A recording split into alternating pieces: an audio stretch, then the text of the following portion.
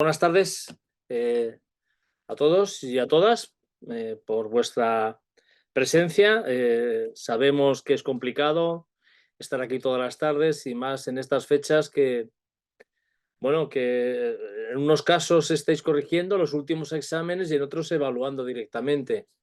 Yo afortunadamente acabé la semana pasada, pero bueno, sé que todavía hay gente en plena evaluación. Bueno, pues si os parece, vamos a empezar ya.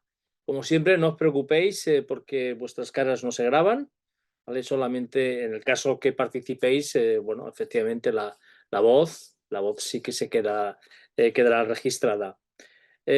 Bueno, como hace una semana de la última sesión, no sé si alguien de los presentes quiere hacer alguna pregunta sobre alguna cuestión que hemos visto ya en estas dos sesiones iniciales, ¿no? La primera sesión, pues hablamos de la novela del siglo XX, desde la posguerra a la actualidad. En la segunda sesión nos centramos ya solo en la novelística de Carmen Martín Gaite, ¿vale? En toda su producción y, y cómo podíamos, ¿no?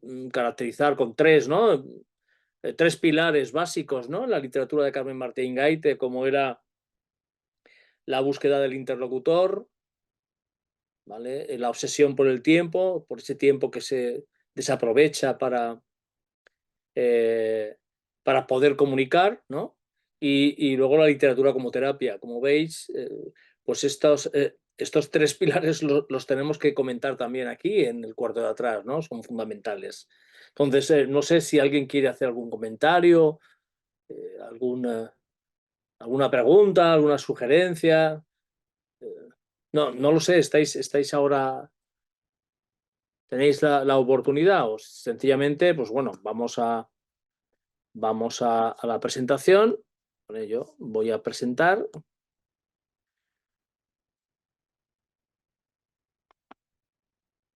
¿vale?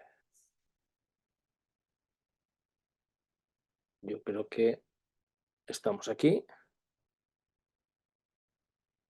Sí, ¿no? Yo creo que se ve. Bueno, pues como siempre, recordamos un poco eh, el programa, ¿vale? Hoy será la tercera sesión, hoy empezaremos ya a trabajar la obra, algunos aspectos eh, yo creo que fundamentales. Vamos a discutir, si os parece, para que esto no sea un monólogo, ya que la obra la novela es una conversación, ¿vale? Si pudiera ser, también me gustaría conversar con vosotros, es decir, que no sea solamente un monólogo interior, o sea, yo solo hablando, ¿vale? Y bueno, pues vamos a ver algunos de los aspectos fundamentales de esta obra, que tiene que ver, una obra básicamente sobre la memoria, pero es una obra también sobre la creación literaria, ¿no? Yo creo que hay dos, como dos pilares básicos, ¿no? En esta obra, y es el recordar lo que sucedió, la vida. Es una novela autobiográfica en cierta medida, ¿vale? Luego pondremos algún paréntesis sobre esto que acabamos de mencionar, pero luego también es una novela que nos habla sobre la producción, sobre la creación literaria, ¿no? Sobre la construcción de un relato, ¿no? ¿Vale? Son dos cosas, es casi una novela y es un ensayo por otra parte, ¿no? Y luego, pues bueno, pues vamos a ver la estructura de la novela. Consideraremos si lo que tenemos en cierta medida podemos hablar de literatura fantástica o no. Hablaremos si es una lectura, pues una novela histórica o una novela, como hemos dicho, metaliteraria. Vamos a ver cuántas cosas podemos sacar a partir del contenido eh, de la lectura. Bueno, pues vamos hacia adelante. Mirad, esta es la portada inicial de Carmen Martín Gaite. Ella sugirió precisamente este grabado, que luego lo veremos con más detalle, ¿vale? Esto es una conversación entre Lutero, bueno, creo que se llama exactamente Conferencia de Lutero con el Diablo, ¿vale? Y bueno, yo creo que ya aquí simplemente el propio grabado es una declaración de intenciones, ¿no? vemos que el diablo, pues, bueno, pues va de negro, va vestido de negro, ¿no? Y que en cierta medida, pues podría corresponder a nuestro, al interlocutor, ¿no? de Carmen Martín Gaite de la novela. Vemos que efectivamente está sentado sobre una mesa, que podría ser un escritorio, pero vemos también que se apoya sobre libros, ¿vale? Y en ese caso, bueno, pues vemos que es un guiño perfecto a lo que vamos a comentar a lo largo de la sesión de hoy y la que nos falta la semana que viene. Bien, podríamos entender que Lutero en este caso sería Carmen Martín Gaite, la novela C. Carmen Martín Gaite, y el hombre de negro, bueno, pues correspondería a, al diablo, ¿no? En este caso. Luego veremos eh, algunas, algunas hipótesis sobre quién puede ser ese hombre de negro. No hay una, hay muchas hipótesis. Vale, como he dicho, en principio la, la memoria histórica, ¿vale? Y la memoria privada, o sea, el recuerdo de Carmen Martín Gaite, se van a cruzar en esta novela. ¿Vale? La memoria colectiva, pues se crea un sentido de identidad, ¿no? Y, y el problema que nos planteamos aquí, o que Carmen Martín Gaite se plantea, eh, tras la muerte del dictador, hay que recordar que es la primera novela que escribe tras la muerte de Franco, es un poco, pues, no sé si ese recuerdo que ella hace del pasado tiene que ver un poco con la amnesia, ¿no? Y con la amnistía, ¿no? Que va a representar la memoria durante la transición, o sea, en el periodo de la muerte de Franco. ¿Vale? Está claro que durante la dictadura los vencidos, ¿vale? No pudieron tener voz, o la voz que tuvieron era una voz apagada, una voz tenue, ¿vale? Y yo diría que incluso ahora, en la actualidad, incluso no se ha superado todavía esa amnesia ni esa amnistía que supuso la transición. ¿Vale? Todavía no se han cerrado las heridas y de hecho, bueno, pues en el Congreso todavía tenemos debates sobre la memoria histórica, si sí, si no, pero así como en otros países, pues lo han superado. No digo que de forma sencilla, pero al menos lo han superado con todas las dificultades del mundo. Parece ser que todavía no se han cerrado, ¿vale? Esas heridas ¿no? de de la posguerra, ¿no? Y de la dictadura, ¿no? Eh, bueno, empiezo con una cita de José Colmeiro. Dice, el olvido deja detrás de sí rastros de memoria y toda memoria está construida a base de silencios, mediaciones y parches que reconstruyen el pasado, ajustándolo a las necesidades siempre cambiantes del presente. Bueno, creo que encaja perfectamente con lo que Carmen nos va a plantear en esta novela. Vamos a ver alguna cita suya, efectivamente, refrendando esta posición en la que el recuerdo y la memoria sin silencios no es posible, ¿vale? Y que ella, en la novela, pues vemos que va a tener que utilizar, ¿no? Ciertos, como diríamos, eh, eh, ciertos estimulantes, ¿no? Para poder recuperar esos silencios de la memoria. Unas veces, pues bueno, son mediante fármacos, ¿no? Eh, recordemos la cajita dorada, ¿no? Donde el hombre de negro le ofrece unas pastillas para recuperar la memoria, pero ella ya en el inicio de la novela, ella ya toma fármacos para dormir, ¿no? Nos sale la retahíla de algunos de los fármacos que utiliza para poder dormir.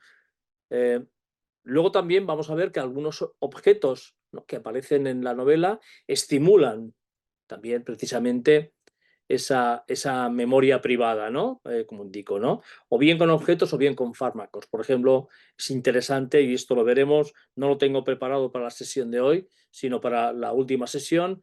Pues bueno, pues hablaremos del espejo, hablaremos del aparador, hablaremos de algunos, de la ventana, hablaremos de ciertos elementos que hacen disparar, ¿no? el recuerdo en la protagonista. Y un poco, bueno, como estos recuerdos son visiones que se tienen y estos recuerdos en la novela no acontecen de manera lineal, ¿verdad? Porque nuestro recuerdo, la memoria, nunca va de manera lineal, sino que da saltos en el tiempo, atrás, adelante, y en cierta medida, pues vemos que una de las bondades que tiene esta novela precisamente es imitar un poco, ¿no? Cómo funciona el recuerdo y el pensamiento, dando saltos. Pues vamos a ver algunas imágenes que nos estimulen un poco, ¿vale? Que tengan que ver con esa memoria privada de Carmen Martín Gaite, y al igual que en la novela las imágenes aparecen desordenadas en el tiempo, yo me he permitido hacer la misma metáfora. Vamos a ver imágenes, ¿vale? Que no están ordenadas cronológicamente, y vamos a contar algunas, nos detendremos en algunas porque son parte fundamental en la construcción de este relato, en el relato, en la novela del cuarto de atrás. Bueno, pues en la memoria histórica está Franco, ¿no? Vale, posiblemente sea el detonante de la construcción de la novela. O sea, la muerte de Franco eh, va a provocar en Carmen Martín Gaite, pues a lo mejor un ajuste de cuentas con el pasado, ¿vale? No sé si un ajuste de cuentas o simplemente decir borrón y cuenta nueva, ¿no? Hasta aquí se ha acabado una etapa, ¿vale? La etapa que yo viví. Recordemos que Carmen Martín Gaite no vivió la guerra, diríamos, siendo adulta, sino era una niña, pero sí que, por ejemplo, vio el ejército, oyó las bombas. En ese sentido sí que la guerra estuvo presente, pero bueno, ella siempre lo ha dicho, lo peor no fue la guerra, ¿vale? Yo no me enteré, lo peor fue la posguerra, ¿no? Lo que vino después. La posguerra fue mucho más dura que la guerra. A pesar de ello, vamos a ver que en la novela hay como un sentimiento ambivalente, ¿no? Por una parte, ¿no? De castración de la identidad, ¿no? De la libertad, vamos a ver el hombre alienado por esa parte durante esta etapa, pero luego también Carmen Martín Gaite nos dice que, bueno, que su infancia fue feliz, en definitiva fue feliz. ¿Vale? Luego vemos que efectivamente si tiramos del hilo, vemos que muchas veces esa parte de la felicidad tiene que ver con la construcción de su propia felicidad en ese cuarto de atrás que aparece en la novela, que es un cuarto real, es una habitación, ¿vale? Que tenían los Gaite en Salamanca.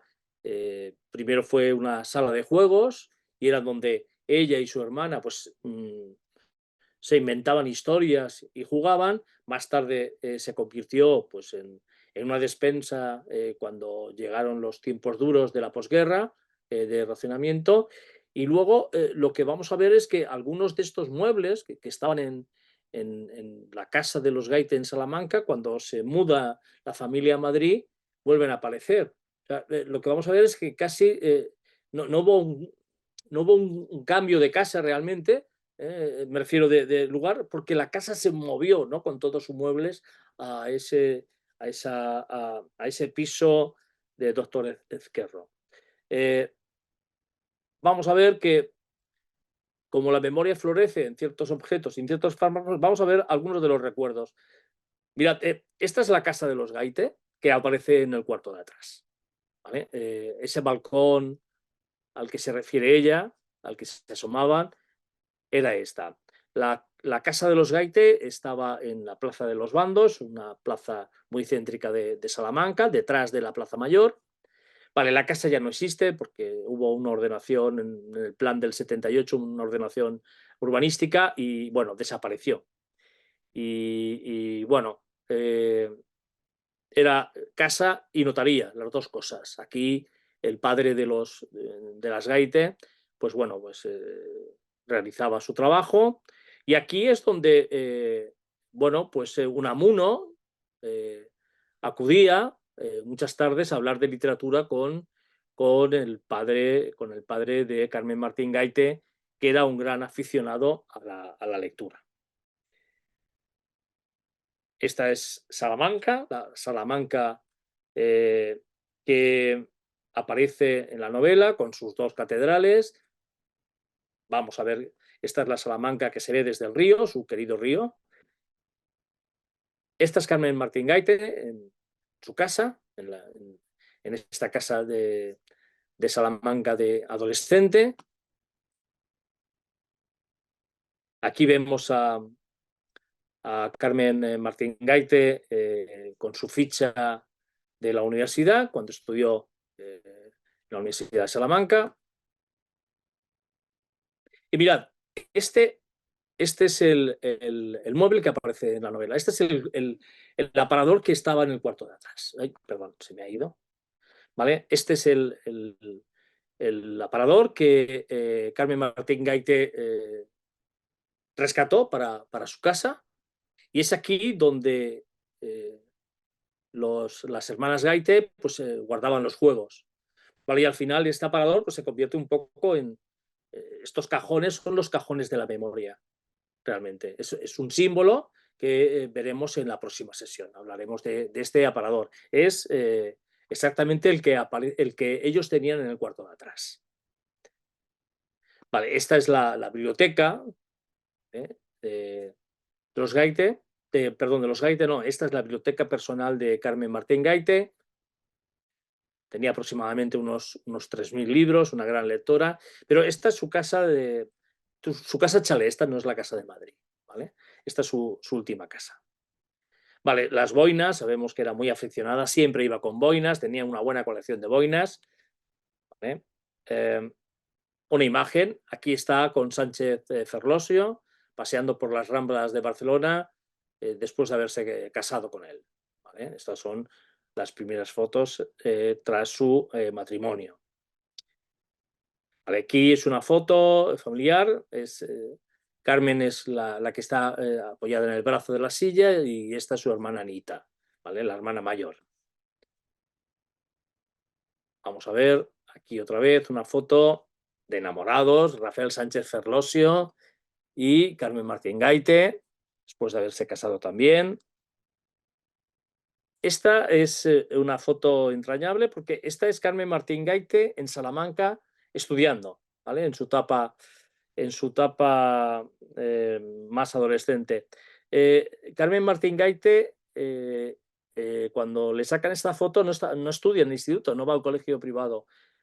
Su padre las forma tanto a ella como a su hermana, ¿vale? En casa. La enseñanza es libre. Luego sí que accederán, hacen los exámenes para acceder al bachillerato y entonces ya sí que acudirán al Instituto de Salamanca. Ahora veremos el instituto en la época de Salamanca. Aquí Carmen Martín Gaite puede tener 12 años, 13 años, no tiene más.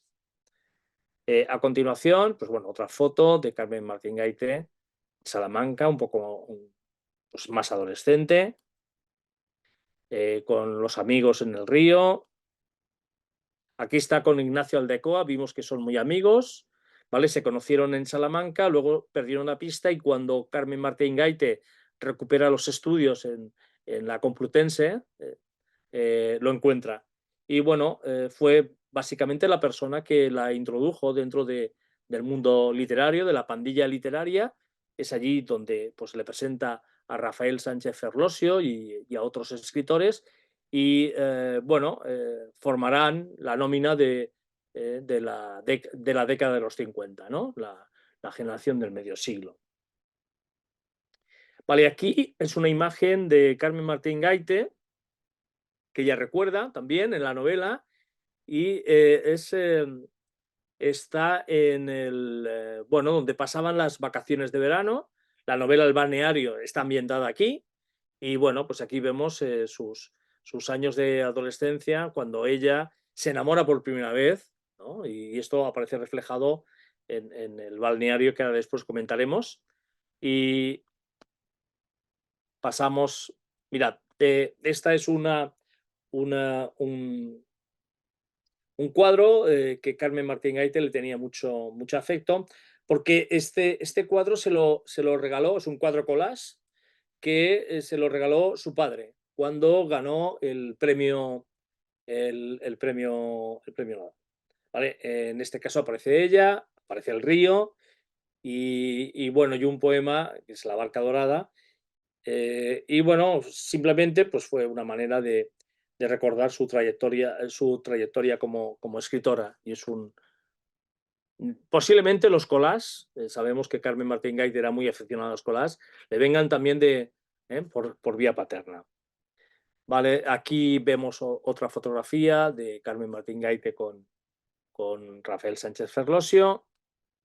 Y ahora aquí, bueno, al final del relato aparece la Torsti, su hija, y esta es una foto de Carmen Martín Gaite con su hija malograda, ya sabemos, murió, siendo pues, una persona muy joven, ¿no? Murió con 20 y tantos años, ¿de acuerdo? Vale, este es el despacho de su padre, ¿vale? Que se lo trasladó desde Salamanca. Bueno, se lo hizo hacer nuevamente en Madrid. Y luego veremos bueno, Carmen Martín Gaite tenía una disciplina muy severa, porque ella siempre decía que se movía entre el orden y el caos, ¿eh? Necesitaba ordenarse. Y esta es bueno, en su despacho tenía un cartel donde ponía las horas de trabajo, y son horas en las que no se la podía molestar, ¿no? De 11 a 1, ¿vale? Estaba trabajando y luego las tardes de 4 a 6. Entonces mantenía ese horario como si se tratara de una oficinista, ¿no? Con un horario fijo. Vale, esta es la mesa en la que ella trabajaba y escribía habitualmente. Y aquí lo que os he dicho, el caos y el orden. ¿Vale? Esto es en su casa, tiene dos retratos, ¿vale? Sabéis que era una, una cinéfila empedernida, y tenía un retrato de la Garbo, de Greta Garbo y de James Dean. ¿Vale? Y decía que la Garbo representaba para ella el orden y James Dean el caos, y que ella estaba ahí en medio, y que había veces que no podía... uy, se mueve sola la pantalla, ¿vale? A ver, aquí estamos. Y decía que ella se situaba muchas veces entre ese orden y ese caos que necesitaba. De hecho, vemos que en la novela empieza un poco, ¿no? Ella es consciente del caos en el que vive en ese momento y llega un momento en que dice que tiene que hacer limpieza, ¿no? De carpetas, de papeles, porque si no la devoraban, ¿no? Y ella siempre era consciente de esa situación, de vivir en un mundo caótico, pero que necesita también un orden, ¿no? Y estas dos imágenes lo que representan o lo que representaban para Carmen Martín Gaite, pues era efectivamente, ¿no? La Garbo, el orden, y James Dean, el caos. Y los tenía a la entrada, en la escalera, a la subida de su despacho. Vale, esta es la habitación del Boado, donde ella vivió el último mes o los 2 últimos meses antes de morir. Cuando estaba enferma, ya no podía subir a la parte alta de su casa, y aquí pasó los últimos días de su vida. Aquí, pues bueno, dando una fiesta, inaugurando el balcón de la planta de arriba de su casa del Boado, con los amigos. Esta es la casa del Boado, la casa de campo, donde vivió sus últimos años. En la novela vemos también, ¿no?, que hizo sus pinitos como actriz. Bueno, esta es Carmen Martín Gaite en una de las representaciones que hizo en la compañía de teatro de la universidad. Esta imagen creo que la tenemos duplicada, nos ha salido 2 veces. Mirad, aquí están los padres de Carmen Martín Gaite y esta es su hija, la Torci, que aparece en el último capítulo de la novela. Y este es el cuarto de atrás, pero no es el verdadero, efectivamente. Simplemente es una simulación, ¿vale? Donde, pues bueno, se refugiaban tanto Carmen Martín Gaite como Anita, su hermana, y allí jugaban, escribían, dibujaban, y se inventaban un mundo que no existía, para sobrevivir en ese mundo, ¿vale? Que les tocó vivir en, en esta guerra, en los inicios de la guerra, y ahí se refugiaban. Mira, este es el instituto de Carmen Martín Gaite, ¿vale? En el que también aparece, hay referencia a la novela, cuando ella era estudiante, ¿vale? Y es era el instituto público, a pesar de que el edificio pertenecía a los jesuitas. Los jesuitas ceden un ala de este edificio al instituto público, y aquí, pues, por ejemplo, Carmen Martín Gaite tuvo como profesora a Rafael Lapesa. Prefiero que tuvo muy buenos profesores en el instituto, ¿vale? Aquí está Carmen Martín Gaite, es la promoción del bachillerato femenino. Bueno, en aquella época el bachillerato masculino y femenino pues estudiaban separados, en secciones diferentes. De hecho, pues bueno, lo que estudiaban las chicas no era lo que estudiaban los chicos. Las chicas se las preparaba para el matrimonio, básicamente, ¿vale? No era, a ver, era ya una suerte estudiar bachillerato, pero el objetivo del bachillerato femenino no era cursar luego una carrera universitaria, sino simplemente pues una pequeña formación para luego dedicarse a la familia, a los hijos y al marido. ¿La habéis encontrado a Carmen Martín Gaite? ¿Sí? Efectivamente, está aquí abajo sentada, ¿vale? Es la segunda de la izquierda, ¿vale? Aquí la tenemos. Y esto es al final del bachillerato. Vale, como sabéis, no sé si habéis leído Entre visillos. ¿Conocéis la novela? ¿Habéis leído Entre visillos? Bueno, pues básicamente Entre visillos, pues bueno, es la vida de Carmen Martín Gaite en esta época, durante 3 meses del bachillerato, ¿vale? Se supone, yo creo que es el segundo año de bachillerato en la novela, aunque no se indica, ¿vale? De forma clara, pero sí que hay ciertas referencias que no es el primer año que cursaban bachillerato, sino que vuelven, ¿no? Después de las vacaciones de verano, y se vuelven a encontrar. Y como Carmen Martín Gaite solo estudió bachillerato, ¿vale? Se supone que la novela Entre visillos debe de ser el segundo año de bachillerato, ¿eh? Bien, vemos, mirad, Carmiña, uno de sus primeros cuadernos, ¿vale? Pues aquí estamos hablando de cuarto o quinto, podría tener, no sé, 8 años, 9 años, ¿no? Era muy aficionada a escribir sus propias obras, ¿vale? Para que fueran representadas por su hermana y sus primas en las reuniones familiares. Y ya está, ¿vale? Hemos hecho un pequeño barrido de imágenes para recordar un poco, pues bueno, su biografía. Y ahora, pues vamos a empezar, ¿no? Vamos a empezar ya, diríamos, a ponernos un poco más serios, ¿no? Y vamos a considerar, ¿no?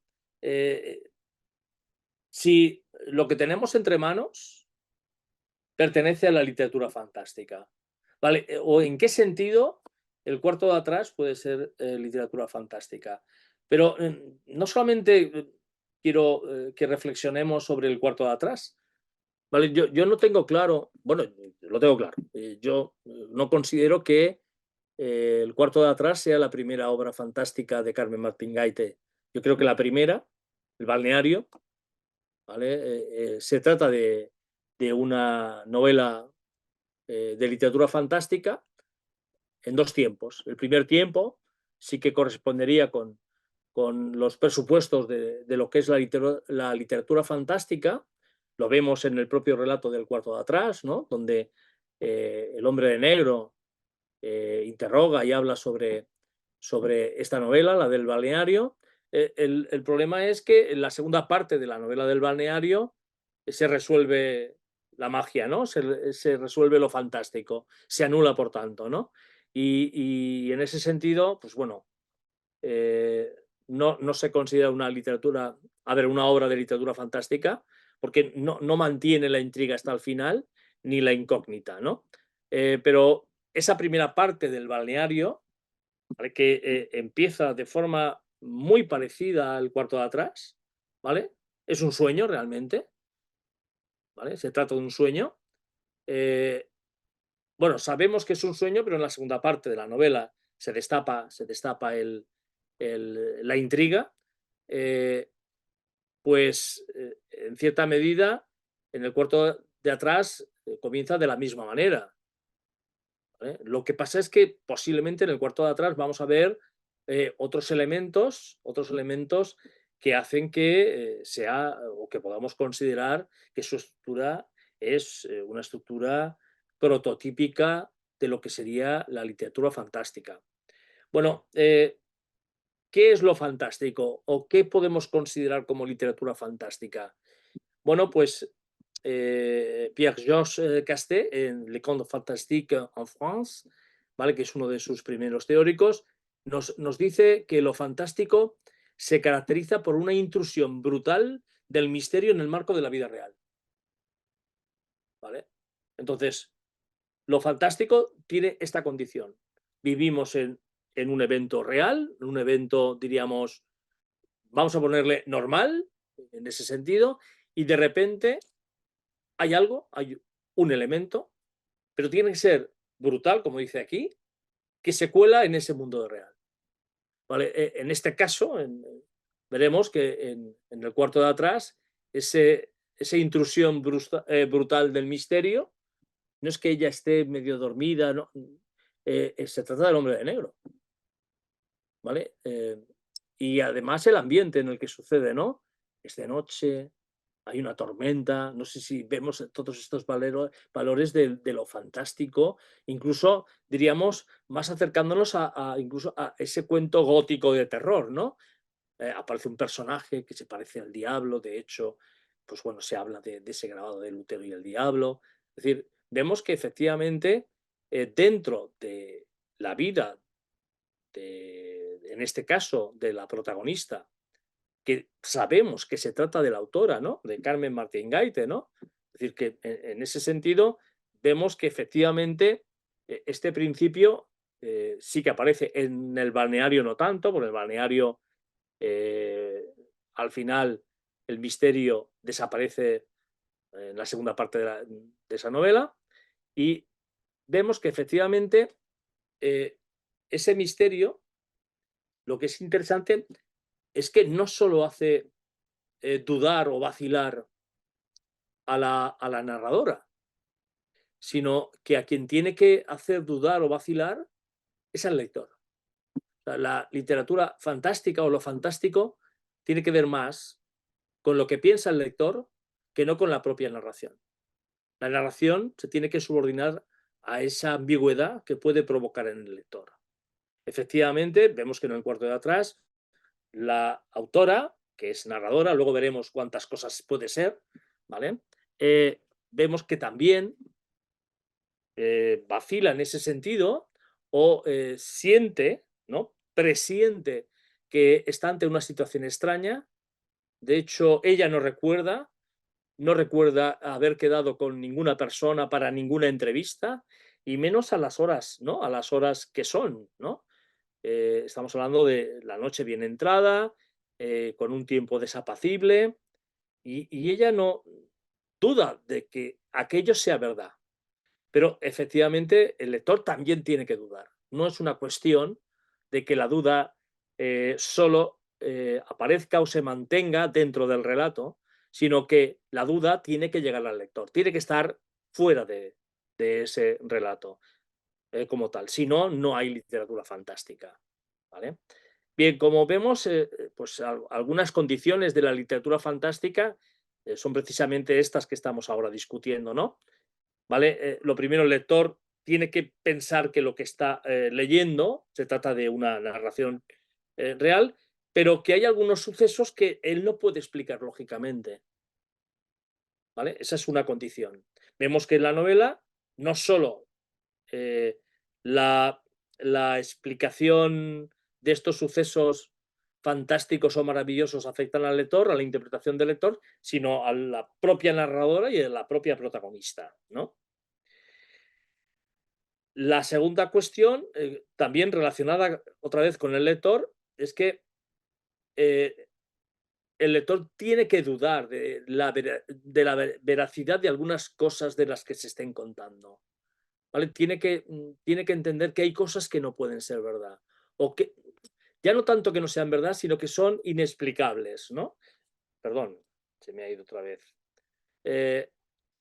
Y entonces el lector va a tener múltiples preguntas de cómo ese hombre que ha ido a hacer El hombre de negro, que ha ido a hacer una entrevista a Carmen Martín Gaite, ¿cómo es posible que sepa tantas cosas de Carmen Martín Gaite?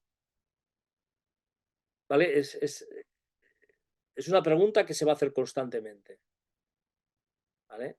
Y también se va a preguntar el lector si es verdad, si es posible que alguien vaya de noche, pasada la noche, a hacer una entrevista a Carmen Martín Gaite. ¿Vale? Eso no es demasiado creíble.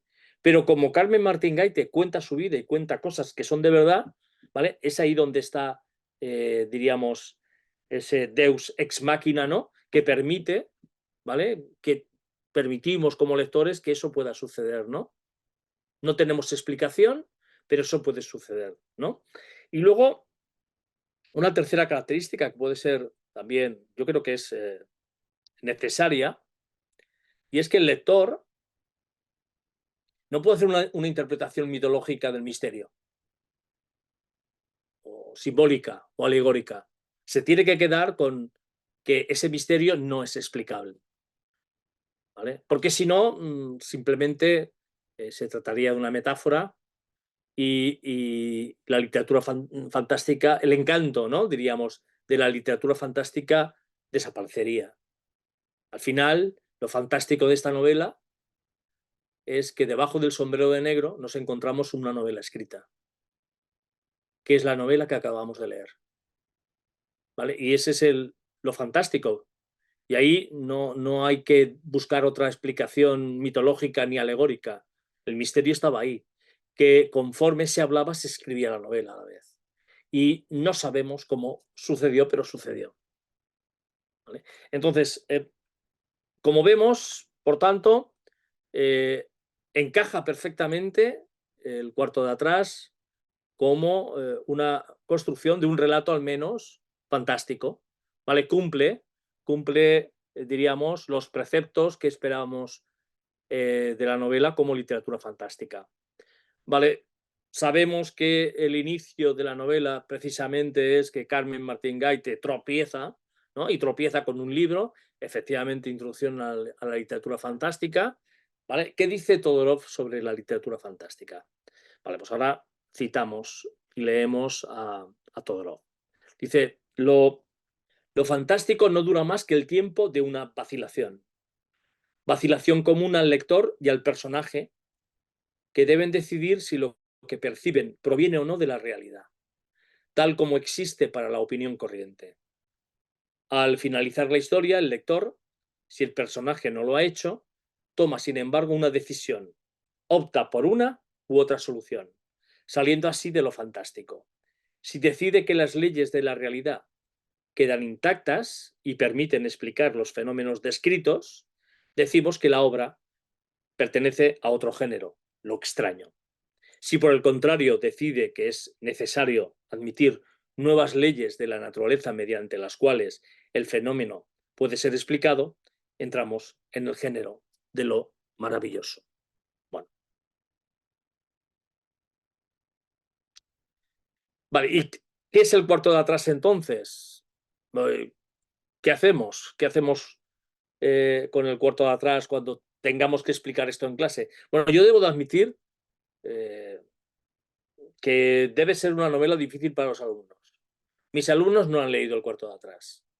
¿Vale? Yo reconozco, yo sí, porque tengo un interés especial en la literatura de posguerra femenina y bueno, pues Carmen Martín Gaite me llevo bastante bien, ¿no? Dentro eh, de la ficción y yo tengo que reconocer que es una obra difícil para ellos. No sé cómo la planteáis en el aula. Yo voy a hacer una pausa y no sé si alguien me puede comentar, porque la verdad es que estoy un poco intrigado. ¿vale? Mis alumnos han leído, por ejemplo, Entre visillos, sí que la han leído, ¿vale? Una novela relativamente sencilla de leer, es una novela dialogada, aunque esta también, pero no hay este tipo de digresiones metaliterarias y estos saltos en el tiempo no se dan en esa novela, ¿no? Caperucita Manhattan también, pero se lee relativamente sencilla, pero decidme cuáles son vuestras, no sé si impresiones, ¿no? Sino directamente cuáles son vuestros comentarios ante el hecho de que además la tenéis como lectura obligatoria, ¿no? Que no es una lectura recomendada. ¿Alguien se lanza y hace un pequeño comentario? ¿Algún profesor andaluz que esté hoy en la sesión? O no andaluz, pero que haya leído sus alumnos esta obra. ¿Cómo la planteáis o cómo los ayudáis?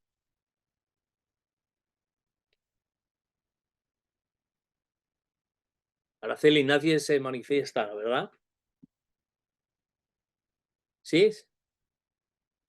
Acaba de escribir Marina, la mayoría de los alumnos no consiguen leerla entera. Es una novela difícil incluso para nosotros. A ver, yo pienso lo mismo, ¿eh? Pienso que es una novela compleja y bueno, yo creo que es una novela que hay que leerla. A ver, es que es complicado leerla en clase, ¿no? Porque claro, si haces la lectura en clase, ¿cuándo das clase de lo demás, no? Es complicado, ¿no? No se trata de leer unos versos. Bueno, pues vamos a intentar algunas pistas, insisto. Entiendo que no es fácil. A ver, ya de momento no es fácil que los alumnos lean, ¿vale? Es complicado, ¿vale? Pero que lean además eh, una novela, no sé, de cuando murió Franco, me refiero que para ellos esto no es ni del siglo pasado, es de mucho más anterior. A ver, la referencia que tienen nuestros alumnos de la posguerra es cero, ninguna, ¿no? De la dictadura tampoco. De hecho, si les preguntas cuándo empieza o cuándo sí, ha pasado algo. Vuelvo atrás. Aquí estábamos. Vale, si tú le preguntas a un alumno cuándo empieza la guerra civil, a lo mejor eso sí que te lo contesta, ¿no? Y cuando acaban, del 36 al 39. Pero si le preguntas por la posguerra, hasta cuándo hay posguerra, por así decirlo, dictadura está claro que es hasta la muerte del generalísimo, hasta el 75, pero cuando termina la posguerra son incapaces de decírtelo. O sea, para ellos es un periodo que ni les va ni les viene, ¿no? Saben que, bueno, pues en el mejor de los casos que Franco se murió el siglo pasado, ¿vale? Si llegan a encajarlo en la década de los 70, pues perfecto, pero ellos no saben, eso de la posguerra les pilla demasiado lejos. Entonces leer esta novela es muy complicado, porque en esta novela de lo único que se habla es, pues eso, de la adolescencia de la escritora, o sea, desde que nace hasta que muere Franco, ¿vale? Esa historia que ella recuerda, o sea, desde el presente va al pasado y luego, pues al final lo que se hace aquí es una digresión metaliteraria, ¿no? De cómo se escribe una novela, ¿no? O en qué consiste eh, el misterio de la escritura, ¿vale? Entonces es algo complicado. Bueno, vamos a proponer algunas cosas de qué puede ser el cuarto de atrás, ¿vale? Luego con algunas citas de la autora, ¿no? Que son mucho más reveladoras. Bueno, pues el cuarto de atrás podemos empezar diciendo que se trata de una conversación, ¿no? Es casi más un diálogo, ¿no? Que no una narración, ¿vale? Vamos a ver que a partir del capítulo número 2, que es cuando aparece el hombre de negro, pues todo se monta, ¿no? La estructura del relato tiene que ver más con la conversación, con monólogos también, ¿vale? Podemos decir que el cuarto de atrás pues consiste en una manera de recuperar la memoria desde la infancia a la muerte del dictador Franco, de, de hacer cuentas con el pasado y decir a partir de aquí todo va a cambiar, ¿vale? Será distinto, es otra etapa, ¿vale? borrón y cuenta nueva. Les tenemos que decir que el cuarto de atrás, pues que el tiempo se confunde, o sea, presente, pasado y futuro desaparecen como tal, porque el recuerdo un poco es así. De hecho, si vemos los recuerdos conforme van sucediendo, que eso lo veremos en la próxima sesión, iremos capítulo por capítulo viendo qué es lo que pasa con el tiempo, el espacio, etcétera, ¿vale? Y luego todas las relaciones intertextuales o referencias a otras obras literarias y a la construcción del propio relato, pues veremos que, pues bueno, que efectivamente la memoria no entiende de un tiempo cronológico, ¿no? Y damos saltos del presente al futuro, ¿no? Bueno, al futuro en este caso no, pero del pasado al presente continuamente sin respetar un orden cronológico. Pero vemos también que en la novela, aunque se pretende recordar, es una novela de la memoria, también es una novela del olvido. También habla del olvido en cierta medida, ¿no?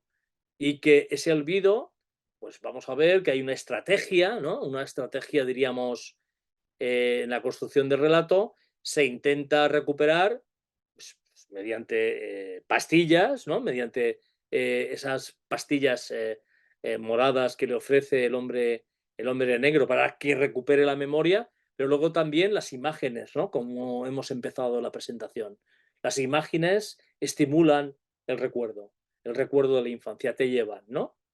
Y luego, pues vemos también que la novela hay que decirle a nuestros jóvenes lectores que es una mezcla de sueño y de realidad, son las dos cosas.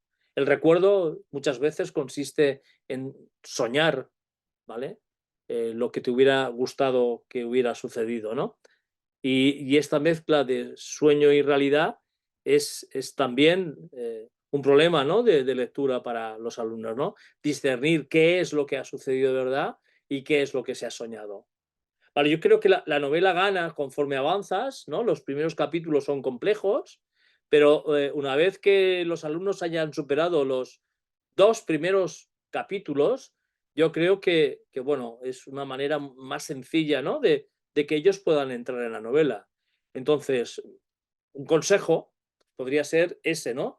Acompañarlos en la lectura de los dos primeros capítulos. Aclarar un poco qué es lo que sucede, ¿vale? Eh, explicar un poco en qué sentido, ¿vale? Esta novela va de memoria, de recuperación del tiempo perdido, ¿no? Al estilo casi de Proust, ¿no? Podríamos hablar de Proust y de Joyce. De hecho, pues bueno, se suele decir que el único protagonista, ¿no? De la novela del siglo XX es el tiempo, ¿vale? El tiempo que pasa, ¿no? Y en este caso hablamos del tiempo pasado, ¿vale? Y esta recuperación. ¿Vale? Así como Proust, pues, a través de una, ¿no? de una Madalena recupera su infancia, aquí Carmen Martín Gaite pues, va a recuperar la infancia a partir de algunos elementos que se le ponen a su alcance para que pueda estirar del hilo, ¿no? Luego veremos que magistralmente, pues bueno, su interlocutor la ayudará de una manera fenomenal a que esto suceda. Vale, ¿qué nos dice la escritora sobre el cuarto de atrás? Dice, el cuarto de atrás me lo imagino también como un desván del cerebro, una especie de recinto secreto, lleno de trastos borrosos, separado de las antesalas más limpias y ordenadas de la mente, recuerdos que pueden darnos alguna sorpresa, viven agazapados en el cuarto de atrás, siempre salen de allí, y solo cuando quieren, no sirve hostigarlos. O sea, el recuerdo no puedes insistir en él, te tiene que venir, te tiene que sobrevenir. Si insistes en el recuerdo, no te hará caso nunca. Y entonces, un poco la explicación, ¿no? Que la propia autora nos da sobre lo que es el cuarto de atrás. El cuarto de atrás, efectivamente, es un cuarto físico, ¿vale? Era el cuarto, ¿vale? De los juegos, ¿no? Que luego se convertirá en despensa durante la posguerra, pero en este caso es el cuarto de los recuerdos, es nuestra memoria, ¿vale? Y ese es el sentido del título, ¿no? De este cuarto. este cuarto de atrás. Vale, volvemos un momento a esta imagen que Carmen Martín Gaite utilizó en la primera edición del cuarto de atrás y vemos que efectivamente, bueno, Carmen Martín Gaite la elige y además la tenía en su casa, ¿vale? La elige como... Yo no diría que es una metáfora, yo creo que es una pura realidad, ¿no? Es decir, Lutero en este caso sería la escritora, está en la cama, como aparece en la novela, no sabemos si está soñando o no está soñando, y vemos a un personaje siniestro, oscuro, que es el diablo. Pero fijaros que el diablo se erige sobre el conocimiento. En este caso se erige sobre la literatura, sobre libros. ¿Vale? Y vemos que efectivamente lo que vamos a tener aquí no es más que un diálogo de los libros, entre libros. Y vamos a ver que efectivamente en unos casos la referencia literaria es explícita y en otros casos es implícita. Y estas referencias literarias las veremos en la última sesión. Vamos a ver, ¿vale?, los guiños literarios de esta novela. Porque esta novela, además de indagar sobre la memoria, como hemos dicho, la memoria de Carmen Martín Gaite, la memoria individual, ¿vale?, pero también la memoria colectiva, ¿no?, de lo que supuso la dictadura durante tantos años en España, también es una novela donde se hace crítica literaria. Y vamos a reconocer algunas de las lecturas de Carmen Martín Gaite. Pues vamos a ver un poco que, bueno, hay muchos guiños, los adelantamos ya hoy, ¿no?, para tenerlos en cuenta para la última sesión, que en cierta medida, pues bueno, pues Lewis Carroll está presente, Alicia en el espejo, está aquí, ¿vale? Pero vemos también la posibilidad de que la literatura fantástica, bajo la cucaracha, ¿no?, bajo ese símbolo de la cucaracha, no sea más que Kafka, ¿no?, que posiblemente sea uno de los padres de la literatura fantástica del XIX, ¿no? Esa cucaracha que está presente, ¿vale?, y que atenaza, ¿vale?, a la autora, ¿no?, le da miedo. Pero tal vez podríamos incluso pensar, y luego esto lo vamos a analizar un poco más tarde, que este hombre de negro a lo mejor es Kafka, puede ser que sea Kafka también. Y es de negro precisamente por eso, ¿no?, porque tiene los atributos de una cucaracha. De hecho, en la novela se llega a decir que sus ojos, su mirada, son dos cucarachas, ¿vale? También. Entonces vamos a ver que el hombre de negro tiene muchas posibilidades. Luego veremos algunas de ellas, ¿vale? Bien, pero lo que es interesante es que es una buena imagen, a lo mejor para comenzar, a que el alumno, en vez de leer, vea lo que va a leer, ¿no? Se va a encontrar con esto. Se va a encontrar con dos personas, una maquiavélica, perdón, una mefistofélica, no sé si podríamos decir esa palabra, sí, se acerca al retrato de Mefistófeles, ¿vale? Y otra persona que no sabe muy bien, o no sabemos muy bien si está soñando o no, porque está recostada, ¿vale? Y van a establecer un diálogo precisamente sobre eso, sobre el hecho literario, ¿vale? Sobre el hecho literario, sobre la propia escritura. Vale, ¿cuál es el argumento de la novela? Bueno, pues es complicado, ¿no? Yo, cuando me proponen hacer pues estas sesiones para el cuarto de atrás, empecé intentando hacer un argumento, pero me di cuenta que no hay argumento. Era imposible, ¿vale? Sí que empecé luego pues, a hacer unos diagramas de cosas que sucedían en cada uno de los capítulos, pero no os los he presentado, los tengo aquí en sucio. Pero bueno, no sé, por ejemplo, los dos primeros capítulos, ¿no? Por no cansar demasiado, ¿no? Pues el primer capítulo, pues empieza, no sé, aparece el insomnio, ¿no? Para la protagonista es una condena, aparece como una especie de condena. Nos da a entender que la única manera para entender lo que sucede en el mundo es soñar. ¿Vale? Luego, de repente, salta diríamos, al misterio de las Cs, que yo marco aquí, ¿no?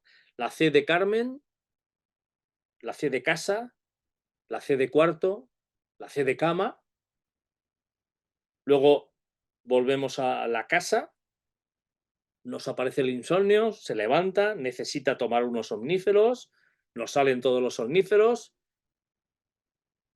de repente desaparece esta imagen y aparece la imagen precisamente que acabamos de ver, ¿no? Que es la conferencia, el cuadro de la conferencia entre Lutero y el diablo. A partir de aquí se salta a la literatura fantástica de Todorov, que es el libro con el que tropieza la autora, ¿no? Y aquí pues empezamos a ver o empieza a aparecer las ambigüedades en el lector, ¿no? Hay cosas que ya no entendemos, no sabemos qué puede ser real y qué no. Vemos en cierta medida, pues, bueno, que para Todorov esa ambigüedad, esa incertidumbre y ese desdoblamiento tienen que estar presentes, pero vemos también que el propio Todorov nos indica que la ruptura del tiempo y el espacio son imprescindibles. A ver, nos está dando las pistas precisamente de lo que va a suceder en los siguientes capítulos. ¿Vale? Por tanto, yo diría que el capítulo 1 es un prefacio, ¿vale? Es una introducción, ¿vale? Necesaria para poder entender la novela. Diría que la propia novela realmente empieza en el capítulo 2, no en el 1. Y en el 1, pues lo que tenemos es eso, son las pistas. Mira que esto va de literatura fantástica, mira que voy a tomar, que tomo pastillas, ¿vale? Y si tomo pastillas, pues la realidad, el sueño y la realidad no está claro dónde están los límites. Mira que mi vida, mira que mi C tiene que ver con mi casa, con mi cuarto, con mi cama, ¿vale? Con mi mundo interior, ¿vale? Porque yo soy yo en mi casa, pero soy más yo en mi cuarto y soy más en mi cama, ¿no? Es decir, el territorio, el locus amoenus de donde yo me siento bien, ¿vale? Y entiende que esto va de literatura fantástica, ¿vale? Y en la literatura fantástica los personajes no son lo que parecen o se pueden desdoblar, ¿vale? Vamos a generar, tiene que haber incertidumbre, tiene que haber ambigüedad y vamos a intentar romper siempre que podamos el espacio y el tiempo. ¿Vale? Es un aviso para navegantes, es el aviso del lector. Esto es lo que va a pasar. ¿Vale? Si se supera esto y los acompañamos en la lectura de este primer capítulo, ¿vale? Entenderemos o podrán entender un poco mejor qué es lo que va a suceder. Yo creo que luego en el capítulo 2, el sombrero negro, ¿vale? Pues nos aparece este hombre misterioso, ¿no? Vemos una relación con Todorov otra vez, una cita con la literatura de misterio, vemos una asociación del hombre de negro con una cucaracha, ¿no? Vemos que posiblemente esto no es casual. Bueno, dicen los estudiosos de la biografía de Carmen Martín Gaite que a lo mejor esto no es tan trascendente, que esto de la cucaracha no lo es, porque parece ser que el piso donde vivía Carmen Martín Gaite era un piso gobernado por las cucarachas, o sea que había muchísimas cucarachas. Ahora bien, yo no sé si eso es simplemente una anécdota en la novela, yo creo que no, porque las cucarachas aparecen constantemente en los capítulos. Una cosa, una cosa es que solamente apareciera una vez, ¿no? En ese capítulo 2 que estamos comentando, ¿no? Y que ella muestre ese miedo o ese asco, ¿no? Porque dice que las cucarachas nunca sabes cuándo van a aparecer. ni tampoco sabes hacia dónde se van a mover, ¿no? Y esa es la angustia que le genera a Carmen Martín Gaite. Yo creo que no, yo creo que tiene un valor simbólico y efectivamente, pues bueno, esa cucaracha se vincula con El hombre de negro y con la literatura fantástica, y eso es lo que a mí me hace pensar también que posiblemente el personaje del hombre de negro se haya construido con muchos personajes, entre ellos uno es el escritor, ¿no? Kafka, como os he comentado. Luego, de repente, el salto que da en el capítulo 2 da el salto a la construcción de la literatura como acto, diríamos, la literatura fantástica, y empieza a hablarnos de su primera novela, El balneario, ¿vale? Premio Café de Gijón. Y vemos que efectivamente plantea El hombre de negro y Carmen Martín Gaite si El balneario era una novela fantástica o no. Hay una discusión ya, hay una crítica literaria, ¿no?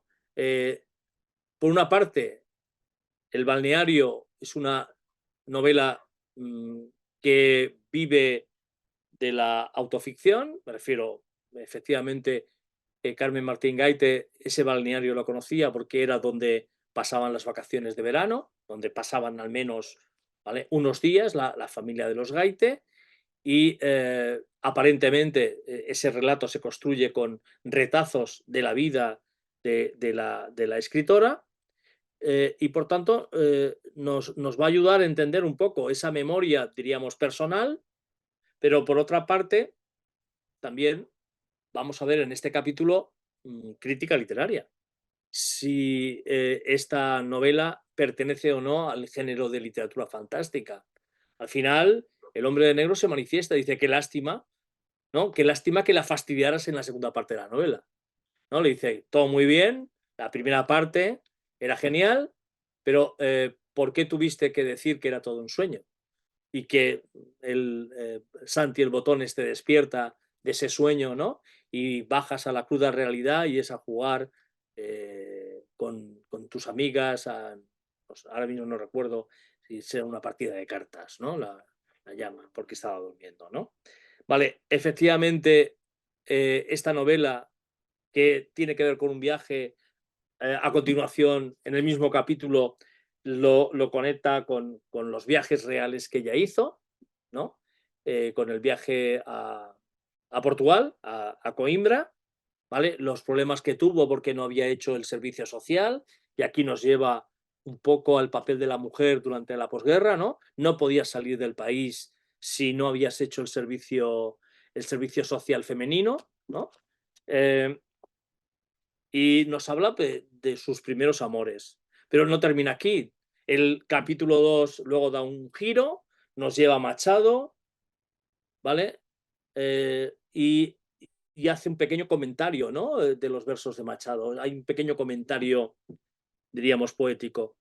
Comentario poético que ella ya está acostumbrada a hacer en sus novelas. En Entrevisillos aparece Juan Ramón Jiménez también y hace un comentario sobre un poema en el que de Juan Ramón Jiménez pues establecía que es muy difícil escapar, ¿vale?, del sitio donde uno está, porque echa raíces y la mente puede imaginar, puede echar a volar, pero al final la realidad te detiene en el lugar en el que estás, ¿no? Es un poema en el que lo recita Elvira, el personaje de Elvira de Entrevisillos, a Pablo Klein, ¿vale? Estando en el río, ¿vale? En un momento íntimo. Aquí, al final, la interpretación de los versos de Machado tienen que ver un poco como que no hay que cultivar la nostalgia, que la nostalgia no sirve para seguir en la vida, ¿no? Es un poco, ¿no? Y de repente, pues, aparece Franco en este segundo capítulo y aparece la guerra, aparece Bergay, aparece el cine, ¿vale? Aparece Carmen Laforet, aparece Nada, y vemos que estos elementos, como son Bergay, que es una isla inventada, ¿no?, por Carmen Martín Gaite y una compañera del instituto, realmente es un acrónimo de Bermúdez y Gay de Gaite, ¿vale? o el cine o nada de Carmen Laforet, lo que van a hacer, lo que van a servir es un núcleo temático importante en este segundo capítulo, que es la literatura como refugio. ¿Vale? Y todo esto solo pasa en 2 capítulos. Establecer, por tanto, un resumen es muy complicado. Resumir el cuarto de atrás no es posible. Podemos decir de qué habla, podemos decir hacia dónde vamos, adelante o atrás, podemos resumir pues, un fragmento, pero no podemos hacer un resumen auténtico, ¿vale? Un resumen como en otras novelas, ¿vale? Y al final, pues posiblemente el único argumento que tenga la novela, si es que hay un argumento, es este, ¿no? El de cómo se escribe una novela. A lo mejor este era el argumento del cuarto de atrás, ¿vale? Y vemos que efectivamente esta novela va creciendo misteriosamente, ¿no? Debajo del sombrero del hombre de negro. Y cuando llegamos al último capítulo, pues vemos que debajo del sombrero hay una novela completa. ¿Qué es la novela que hemos leído?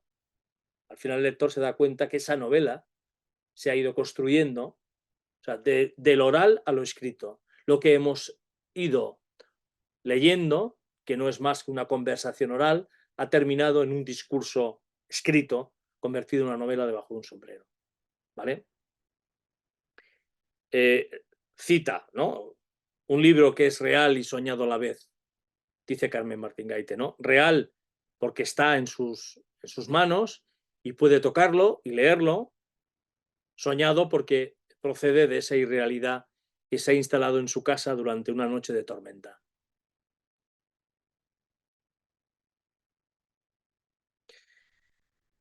Bien, la necesidad de encontrar a un interlocutor en este relato y en prácticamente toda la producción de Carmen Martín Gaite obliga en cierta medida a idear una estrategia para que esa memoria no se convierta o no sea un monólogo. ¿Vale? Y entonces la estrategia es precisamente encontrar un interlocutor, en este caso será el hombre de negro, ¿no? Las historias ya nacen como tales al contárselas a uno a sí mismo, antes de que se presente la necesidad que viene luego de contárselas a otro. Entonces, esta historia la podría haber mantenido en privado, la escritora, pero bueno, la idea realmente de Carmen Martín Gaite era hacer un libro de memorias que, por otra parte, durante los años 70, precisamente tras la muerte del dictador, fue un género que se puso muy de moda. Las memorias, las biografías, las autobiografías. Pero Carmen Martín Gaite no quería caer, ¿no? Diríamos, en esas memorias ya preestablecidas que existían, ¿no? Que eran memorias aparentemente reales o con una pinta de realidad y que ella detestaba. De tal manera que ella se suma a esa moda de la autobiografía, pero utilizando la autoficción, que ya vimos, este concepto ya lo trabajamos la semana pasada. Y entonces, bueno, la escritora nos dice, yo cuando proyecté mi novela, El cuarto de atrás, esto es de una entrevista, imaginé a un interlocutor silencioso y sin personalidad definida, un ser abstracto que visita a la narradora en una noche de tormenta, mero pretexto para dar pie a una serie de reflexiones y evocaciones concebidas más bien como monólogo. Pero a medida que avanzaba en el texto, aquel visitante se fue convirtiendo en el personaje masculino más inquietante y misterioso que haya salido de mi pluma. Él convirtió la novela en otra cosa y, por supuesto, amplió sus horizontes limitados de libro de memorias. O sea, fue mucho más allá de esa idea inicial que os he comentado de hacer un libro de memorias, ¿no? Y cada interrupción y pregunta del hombre de negro era una pepita de oro en el fluir de la novela y su configuración. Creo que es bastante vehemente, ¿no? La explicación de este personaje fue un acierto, aunque aquí aparece casi como un encuentro casi fortuito, ¿no? Vale, la situación por la que yo atravesaba cuando empecé a escribir El cuarto de atrás era la de una necesidad intensa de que alguien, una noche que yo tenía insomnio, viniera a hablar conmigo. Bueno, yo me inventé un señor, dije, ya va a venir, se va a sentar ahí, porque en lo escrito mando yo. Pero claro, el personaje no lo dominé. Fue él también quien empezó a dominarme. Todo eso no lo sé explicar. No sé muy bien qué es lo que pasó. Es la novela que he escrito yo más en un estado de embriaguez total. O sea, ella reconoce que posiblemente escribió la novela con, bueno, con ese cóctel de barbitúricos más alcohol, ¿vale? No llegó a saber nunca quién es el nombre de negro ni nada. Vale, esto es porque la crítica era muy insistente, que quién era ese hombre de negro, ¿no? Entonces ella, pues al final dio la espantada y dijo, no lo sé, no tengo ni idea quién es el nombre de negro, porque lo escribí en unas situaciones un poco ¿cómo diríamos? Un poco confusas, ¿no? Por ponerle un adjetivo, ¿vale? Un poco digno, ¿no? Eh, hipótesis, ¿quién es el hombre de negro? Pues bueno, vamos a apuntar el diablo, si hacemos, si hacemos un poco caso, ¿no? A ese grabado que de hecho la propia autora recomienda poner, ¿no? En esa edición primera del libro, bueno, pues podemos pensar que es el diablo, Mefistófeles, ¿no? Al estilo, ¿no?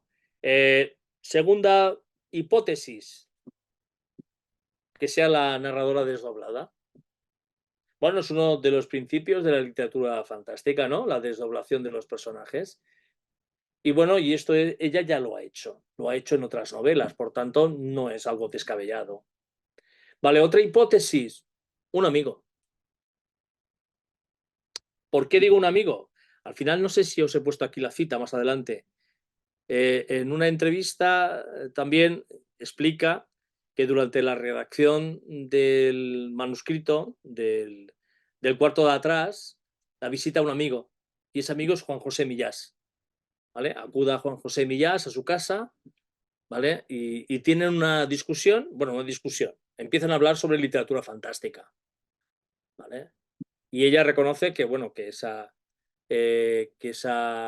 situación fue real, me refiero que y que posiblemente, bueno, pues nos da a entender que algunas de estas reflexiones que se hacen en el cuarto de atrás, en cierta medida, tengan pues algún punto en común con las reflexiones que tuvo Carmen Martín Gaite en su casa con Juan José Millás, que por otra parte, pues sabemos que también la literatura de Millás pues tiene que ver un poco con esos elementos, ¿no?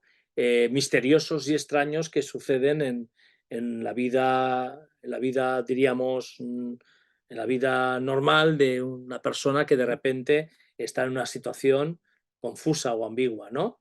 Eh, puede ser un buen candidato también. Vale, puede ser, y aquí apunto, pues no sé, a lo mejor el hombre de negro es un psicoanalista al modo más tradicional. ¿Vale? ¿Qué hacen los psicoanalistas, no? Pues hacen preguntas para que su paciente hable, ¿no? Y que desde el pasado, ¿no? Sane su presente, ¿vale? O sus conflictos del presente. Y además, un psicoanalista, pues también ofrece, ¿no? Diríamos, medicinas, ¿no? En este caso, pastillas, para curar a su enfermo. Pues tiene toda la pinta de un psicoanalista, ¿vale? En toda regla, ¿no? La siguiente posibilidad, como hemos apuntado anteriormente, que sea Kafka, ¿vale? Que sea un guiño Kafka, y bueno, y esa relación del hombre negro con las cucarachas está muy presente, ¿no? Así que tiene miedo de las cucarachas, dice el hombre de negro, ¿no? Dice, sí, sobre todo cuando pienso que van a aparecer. Lo que más terror me da es la forma que tienen de aparecer cuando se está pensando en ellas y de arrancar a andar a toda prisa. Son imprevisibles. Son misteriosas, admite, como todas las apariciones. La suya también, ¿vale? La del hombre de negro, ¿no? ¿A usted no le gusta la literatura de misterio? ¿La literatura de misterio? Sí, siempre me ha gustado mucho. ¿Por qué? Como no la cultiva, ¿vale? Y en este caso, pues bueno, lo que le está pidiendo, en cierta medida, es que pues escriba esta novela auténticamente de misterio, que no es más que el cuarto de atrás. Vale, daría, y ahora otra pequeña cita, ¿no? En este caso, para vincular a este hombre de negro, ya no con Kafka, sino con el propio diablo, ¿no? Y es, la autora dice, daría lo que fuera por revivir aquella sensación. Mi alma al diablo, solo volviéndola a probar. Siquiera unos minutos, podría entender las diferencias con esta desazón desde la que ahora intento convocarla. Vana convocatoria, las palabras bailan y se me alejan. Es como empeñarse en leer sin gafas la letra menuda. Vale, en este caso dice que vendería su alma al diablo, ¿no? Y puede ser que ese hombre de negro pues sea también el diablo, ¿no? Vale, nos da igual. O sea, no tenemos respuesta porque la propia autora se le hace una pregunta directa sobre quién es el hombre de negro y dice que ni ella misma lo sabe. Bueno, pues lo que importa es que el hombre de negro es el interlocutor perfecto. Es ese interlocutor que la autora necesita para poder hablar. Y vamos a ver que en la novela el hombre de negro no la juzga, la escucha, ¿vale? Que es lo que necesita. En el momento adecuado, en los momentos que es necesario, le hace las preguntas oportunas para que ella pueda recuperar la memoria, le ofrece pastillas de la memoria y al final su conversación dará como resultado una novela. ¿Vale? Por tanto, esto es lo que importa. Y posiblemente el hombre de negro sean todas esas hipótesis se puedan cumplir. El hombre de negro es el diablo, el hombre de negro es tu conciencia, el hombre de negro es Carmen Martín Gaite, es el alter ego de Carmen Martín Gaite, el hombre de negro es Juan José Millás, el hombre de negro es Kafka, ¿vale? El hombre de negro es ese interlocutor ideal que Carmen Martín Gaite lleva buscando desde que empezó a escribir en el balneario. Vale, ahora él ha sacado del bolsillo una cajita dorada. La abre y me la tiende.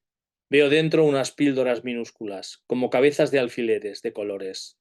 Me mantengo a la expectativa, sintiéndome invitada a un juego desconocido.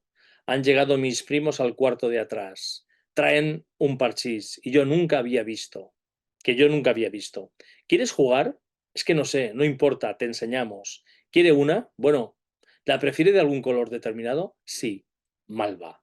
Hurga al interior y saca una bolita, la mira al trasluz. Es más bien morada, puntualiza. Malva no hay. ¿Le da lo mismo? Sí. Vale, y aquí vemos pues esa misión, ¿no? Que va a realizar el hombre de negro y es ayudar a que Carmen Martín Gaite siga recordando, porque si no recuerda no podrá escribirse esa novela que tiene en manos. ¿Vale? Reconoció Carmen Martín Gaite en algún momento que tuvo ciertas dificultades a la hora de continuar o de retomar la novela, que en algún momento tuvo que abandonar porque no encontraba el hilo, ¿no?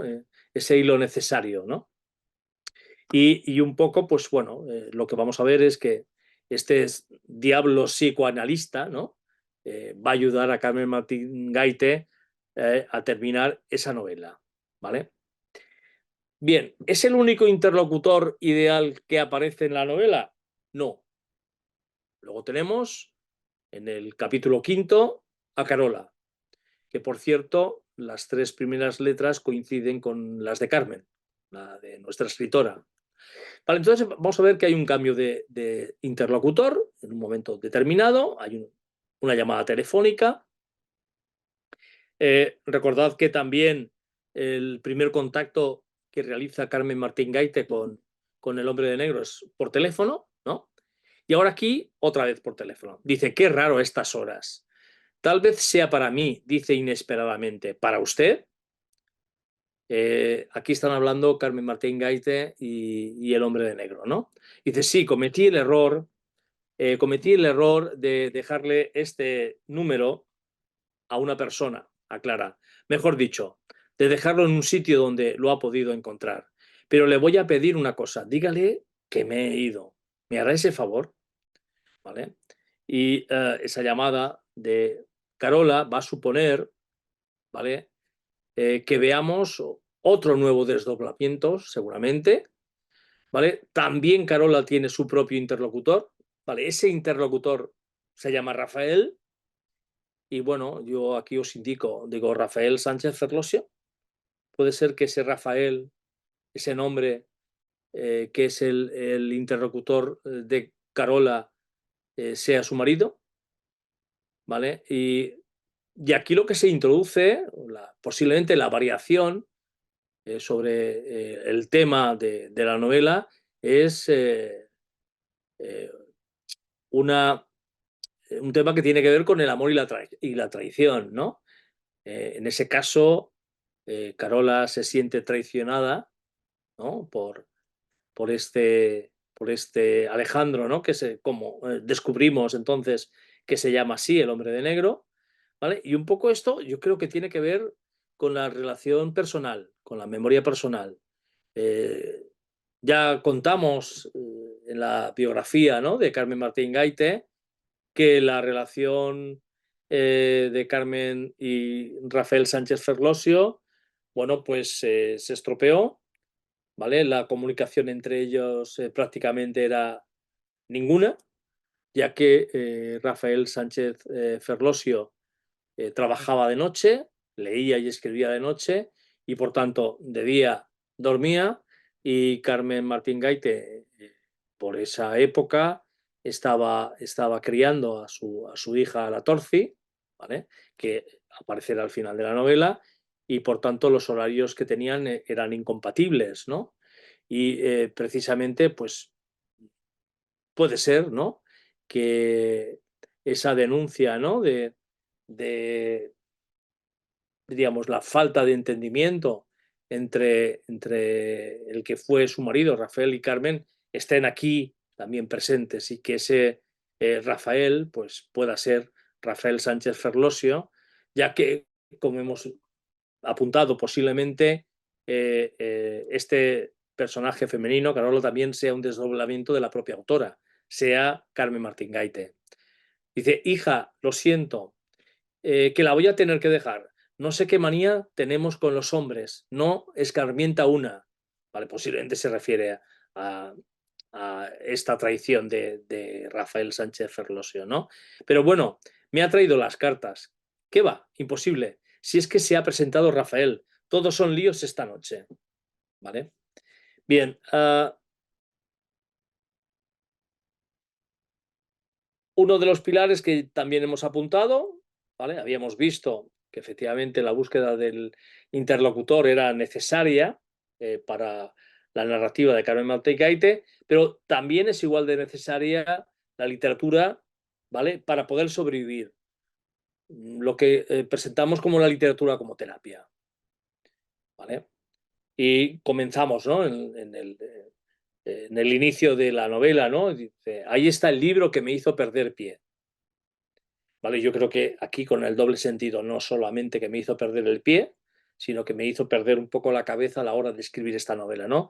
Introducción a la literatura fantástica de Todorov.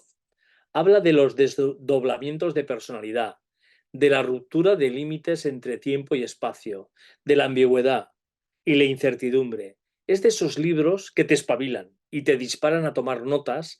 Cuando lo acabé, escribí en un cuaderno: palabra que voy a escribir una novela fantástica. Supongo que se lo prometía a Todorov. Y efectivamente, ¿no? Esa novela fantástica es esta. Y vemos que efectivamente las claves un poco de la novela están ya escritas aquí, en este inicio de la novela, donde efectivamente vemos que nos avisa: ojo, voy a escribir una novela donde va a haber desdoblamientos de la personalidad, y entonces podemos entender que solamente hay un personaje en toda la novela, y ese personaje se llama Carmen Martín Gaite, que aparece desdoblado en El hombre de negro, en Carola, etcétera, ¿vale? Que el tiempo y el espacio se van a confundir, ¿vale? No vamos a saber en qué momentos me encuentro en el presente, en el pasado, ni si estoy en la casa del presente o me estoy moviendo en otros espacios, ¿vale? Voy a ver que hay ambigüedad. Vamos a ver que el lector no va a poder descubrir qué es lo que sucede. De hecho, al final queda totalmente en el aire cómo esa novela se ha escrito y si la visita del hombre de negro ha sido real o no. Hay un elemento que te hace pensar que sí, y es la cajita dorada. La cajita dorada aparece en el último capítulo de manera física, ¿no? Pero no sabemos si efectivamente esa cajita dorada siempre estuvo, ¿vale? Y en el sueño o en ese momento de duermevela que tiene la narradora, que tiene Carmen a lo largo del relato, pues estaba ahí, ¿no? Como un elemento de ficción, ¿vale? Entonces, efectivamente, ambigüedad y también la incertidumbre. El lector no sabe lo que es lo que va a pasar. Vale, por un momento, no sé, podríamos pensar que el hombre negro le va a hacer daño a Carmen Martín Gaite, ¿no? Vale, puede ser que el lector puede pensar eso, ¿no? Que sea un asesino, que sea un violador, ¿no? Incluso, ¿no? Esa incertidumbre siempre va a estar presente, ¿no? Que mate al final a la protagonista, ¿no? Porque tenga que vengarse de alguna cosa. Pensamos que, claro, efectivamente, Carmen Martín Gaite tiene que plantear este relato si quiere construir una novela fantástica, que por cierto, como dice, se la debe a Todorov porque se lo prometió, ¿no? Por así decirlo. Tiene que generar esta incertidumbre, ¿no? Y nos advierte que este libro fue crucial a la hora, ¿no?, de poder construir el relato, ¿no? Dice que tomó notas constantemente en un cuaderno, ¿vale?, para poder ejecutar esta novela complicada, pero bueno, interesante. Creo que más para nosotros, para los adultos, como he dicho, que no para un adolescente de 16 años. Eso lo tengo, 16, 17 años. Eso también lo tengo que reconocer. Vale, y aquí, fijaros, yo creo que es interesante la literatura como terapia, pero vamos a ver que efectivamente aquí Carmen Martín Gaite dice que le sirvió de terapia porque le sirvió para refugiarse, ¿no? Le pregunta el hombre de negro, ¿no? ¿A qué edad empezó a escribir? Me pregunta el hombre de negro. ¿Quiere decir a qué edad empecé a refugiarme? ¿Vale? Directamente ella le da sentido a la pregunta. Dice: sí, eso he querido decir. Hace mucho tiempo, durante la guerra, en Salamanca. Vale, y eso le permite volver otra vez a la memoria y explicar, pues, lo fundamental, ese cuarto de atrás, ¿no?, que es el refugio de la memoria. Aquí, en cierta medida, se ve de forma muy vehemente, ¿no?, la metáfora del cuarto de atrás como refugio gracias a la construcción de un mundo personal, de un mundo de ficción.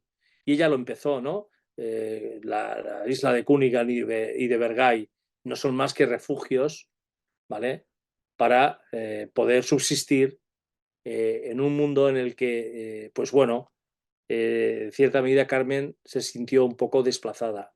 A ver, ya vimos, ¿no?, en la primera o la segunda sesión, ¿no?, que Carmen fue una niña rara, ¿no?, en ese sentido.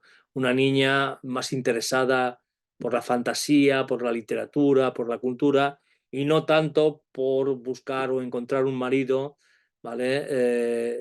Y ser presionada por esa, diríamos, por la sociedad patriarcal del momento, ¿no? Y es que la mujer, pues bueno, el destino de toda mujer era encontrar un buen marido, ¿no? Y tener hijos y cuidarlos y ya está. Y ella, pues bueno, pues desde bien niña ya empezó a construir esos mundos de fantasía, ¿vale? Como puede ser la isla de Vergai. Vale, y yo tenía preparado hasta aquí, pero porque quería que, como os he dicho, que preparáramos, no sé, hiciéramos un pequeño diálogo, si os parece, que me contéis o que eh, rechacéis alguna de las tesis que hoy hemos intentado establecer en el análisis del cuarto de atrás.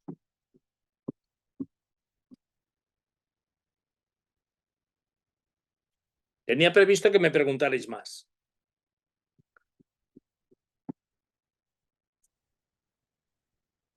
Félix, Sí, en el chat antes, cuando has hecho la pregunta de lo de los alumnos, sí. habían dejado ya habías comenzado, digo, bueno, luego la cuento.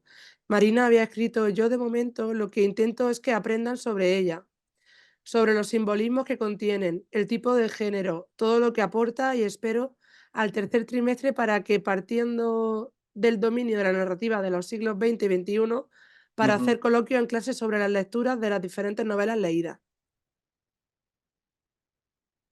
Sí, a ver, yo insisto, yo creo que es un... A ver, no quiero decir que no sea una lectura acertada para trabajar, ¿eh? No soy quien para establecerlo, pero creo que es una lectura compleja para llevarlo a clase y sobre todo hay que pensar que, claro, es una lectura de segundo bachillerato. Y segundo de bachillerato es un curso con pocas horas y con una espada de Damocles que está ahí encima que se llama selectividad, ¿no? Porque, a ver, posiblemente eso es una ventaja para nosotros en el sentido de que los alumnos, la mayoría de los alumnos están preocupados por sacar una buena nota y que están ahí pendientes, pero también es verdad que tienen poco tiempo. Yo creo que es una lectura que lleva demasiadas horas para poderla trabajar, eh, no sé, de forma, como diríamos, con ciertas garantías, ¿no? Entonces yo, mirad, yo lo que plantearía sería lo siguiente, posiblemente ordenar un poco la memoria de la novela, no sé, a lo mejor sería interesante que cuando explicáramos a Carmen Martín Gaite la biografía de Carmen Martín Gaite, pues sea una biografía novelada con los retazos de la novela, ¿vale? Yo, de hecho, he empezado a hacer eso, pero es imposible, son muchísimas horas de trabajo. Y escoger fragmentos de la novela, ¿vale? Donde Carmen Martín Gaite habla de su vida, habla de lo que a ella le pasó, pero lo que he hecho es ordenarlas en el tiempo. O sea, saltando capítulos, pues empiezas diciendo esto, luego esto, y hacer como una especie de biografía de la novela, ¿vale? Que tienen que ver con el recuerdo de la memoria, relacionarlo mucho con los problemas de la infancia de Carmen Martín Guete, o sea, de Franco, ¿vale? Hablar de la posguerra y de la dictadura, centrar esos recuerdos de la memoria, yo creo que eso es interesante, eso sería un apartado. Yo creo que además es muy preguntable en selectividad, ¿no? ¿Qué relación tiene la novela con la posguerra o con la dictadura o con la imagen del dictador? ¿Vale? Y podríamos solucionar eh, ese aspecto. El segundo aspecto que trabajaría en la novela es las tres características. Dedicaría una sesión a aclarar la búsqueda del interlocutor y esto aquí me permitiría pues trabajar los personajes, ¿vale? Trabajar el hombre de negro, trabajar Carola y quiénes pueden ser, ¿vale? Eso en una sesión seleccionando fragmentos de la novela, como he intentado hacer aquí, ¿no? Aprovechando directamente el texto, ¿no? La segunda sesión la dedicaría a el tiempo, la recuperación del tiempo perdido. Igualmente, seleccionando algunos de estos fragmentos que suceden en la novela. Y la tercera sesión, que tenga que ver con las características de la novela, que eso lo hemos visto hoy, ¿no? Es la literatura como terapia, ¿vale? Que se vea que gracias a la literatura, pues bueno, pues te puede salvar no solamente a quien escribe, sino también a quien lee. Y luego yo creo que hay otro bloque, ¿no? Por así decirlo, ¿no? De contenido de la novela que tiene que ver un poco más con la intertextualidad, ¿vale? ¿Qué obras literarias han aparecido, en la novela? Las explícitas y las implícitas, ¿no? Trabajaríamos, por ejemplo, el balneario, trabajaríamos entre visillos, trabajaríamos usos amorosos de la posguerra y luego las relaciones con, bueno, pues Alicia en el espejo, Kafka, la literatura de Kafka. Se me antoja, vamos a ver también la semana que viene, hablaremos posiblemente también de las posibles relaciones de esta novela con Borges, con Cortázar, ¿vale? Con el realismo mágico, por tanto. Bueno, yo creo que con eso podríamos un poco vincular o hacer ciertos hilos, ¿no? De esta novela con la literatura que luego me toca explicar, ¿no? Sobre todo, pues, bueno, con la literatura hispanoamericana sería una buena idea, ¿vale? Llevarlo en qué sentido esta novela se puede relacionar con ella. Y luego, pues bueno, de la construcción del relato, de cómo se escribe una novela, ¿no? Cuáles han sido las estrategias. Y yo creo que con eso, pues más o menos cubrimos las necesidades de, del análisis de esta novela. Lo demás es, pues bueno, es leer, que se lean la novela. Bueno, podríamos hablar también pues, de los símbolos que pueden aparecer, pero yo creo que lo más interesante es eso, ¿no? Es recuperar la vida, ¿no? Esa parte de autoficción que tiene que ver con la vida privada, ¿vale? De la autora, relacionarla con la vida colectiva, ¿no? Con la historia colectiva, que sería la dictadura. Luego trabajar los tres pilares básicos de la literatura de Carmen Martín Gaite, ¿vale? Que hemos mencionado. Y luego, qué relaciones se pueden establecer entre esta novela y otras novelas, de forma explícita y de forma implícita. Yo creo que con eso lo podríamos hacer. Dice, ¿cómo consigues sacar horas, no? Bueno, estamos hablando que yo creo que esta novela, como mínimo, si queremos hacer todo eso, necesitamos no menos de 12 o 14 sesiones, ¿vale? La cuestión es si tengo esas sesiones para hacerlo, ¿no?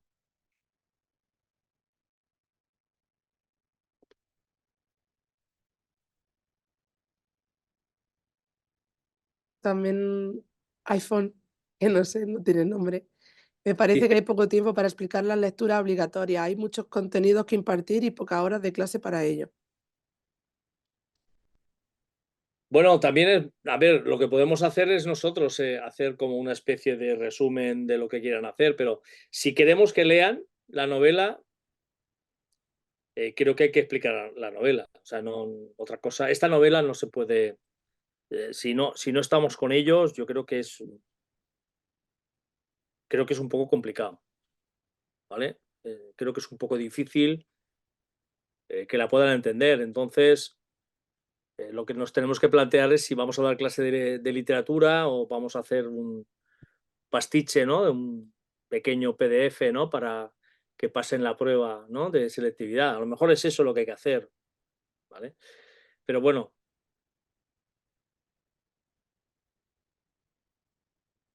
ya, también es verdad que yo, bueno, yo aquí me entretengo mucho más, ¿no? Porque me puedo entretener un poco más a lo que vamos, ¿no? Pero bueno, a lo mejor sota, caballo, rey y hacerlo más sencillito, ¿no? Pues mira, hablar un poco de la posguerra, de cómo era la época en la que vivió Carmen Martín Gaite y Franco, pues eso nos lleva una horita de clase, ¿vale? Un par de horitas para las características de la novela de Carmen Martín Gaite, 3 horas, y otras 2 horitas para explicar la intertextualidad, la hipertextualidad, lo que vamos a hacer la semana que viene. Y al final, pues bueno, pues en vez de 14 horas, como he dicho, pues ya, mirad, automáticamente me he autocorregido y lo hemos dejado en 5 horas. Pero es que menos de 5 horas creo que no se puede explicar esta novela.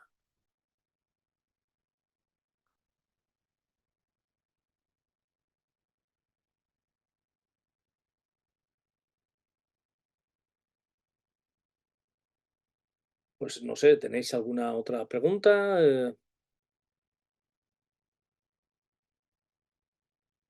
Marina, antes de hacer la pregunta de los contenidos que hayas contestado, ha dicho: "A mí me ha resultado muy interesante la charla, me ha gustado mucho la variedad de interpretaciones del Hombre de Negro. Me será muy útil para los debates del tercer trimestre. Es verdad que resulta impracticable trabajar a fondo la lectura, la literatura, la sintaxis, la redacción de textos narrativos y los comentarios en tan solo 3 horas semanales. Creo que les requiere un nivel de madurez muy alto a alumnos que son hijos de la LOE y del COVID". Bueno, pues así es, sí, la verdad es que sí. Bueno, te agradezco, ¿no? Que te haya gustado las interpretaciones del Hombre de Negro. A ver, no son mías, ¿eh? Yo lo único que he hecho es, de todo lo que he leído, yo ahí vomito, ¿no? Bueno, yo posiblemente la que más me sorprendió es la de cuando leo en una entrevista que Carmen Martín Gaite dice, no, no, vino Juanjo Millás a casa y estuvimos hablando de literatura fantástica. ¿Vale? Y yo cuando leí eso dije: "Jo, pues sí es el Hombre de Negro", ¿no? O sea, enseguida lo asocié, lo vinculé directamente, ¿no? Porque las interpretaciones del Hombre de Negro, como Mefistófeles, el diablo, el alter ego de ella misma, ¿no? Y bueno, eso pues está más trilladito, ¿no? Es más evidente, ¿no?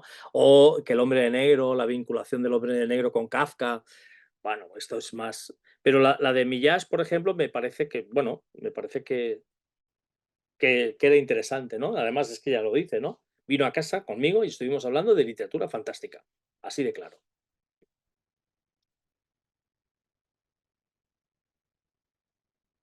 Pues no sé, si no tenéis nada más que preguntar, hoy acabamos unos minutitos antes. Marina ha dicho: "Estoy de acuerdo que necesita ese tiempo, pero hay que tener en cuenta que hay otras 3 lecturas más y bastante más contenido". Sí, sí, lo sé, es así, ciertamente, ciertamente. Eh, el problema que tenemos es que pues, perdimos las horas de literatura. Vale, yo recuerdo, yo ya tengo unos años, que la asignatura de lengua era una y la asignatura de literatura era otra. Y al final, pues entre una y otra, estábamos hablando que teníamos 8 horas a la semana, 4 de lengua y 4 de literatura. Y no sé si a lo mejor era alguna más. Pero cuando se unificaron las asignaturas, pues bueno, perdimos la carga lectiva. Sí, ciertamente. Pues nada, si podéis preguntar en el chat, me refiero que en el chat, en el Telegram, ¿no? de literatura, podéis hacer las preguntas que consideréis sobre esta lectura y la semana que viene la vamos a dedicar a hacer hilos y anclajes de esta lectura con otras lecturas, ¿vale? Hablaremos de esos libros que aparecen de forma explícita en la novela del cuarto de atrás y de otros que no aparecen de forma explícita y que podemos relacionarlos. Por ejemplo, como en el programa sí que está la literatura hispanoamericana, bueno, pues ahí intentaremos girar un poco la lectura hacia Borges, hacia Cortázar, ¿no? ¿En qué sentido se puede relacionar un poco lo que sucede en esta novela, ¿vale? Y lo que sucede un poco en esa literatura también de lo maravilloso, ¿no? Lo real maravilloso que significó la literatura hispanoamericana, ¿vale? Pues nada, pues muchas gracias por vuestra paciencia, ¿vale?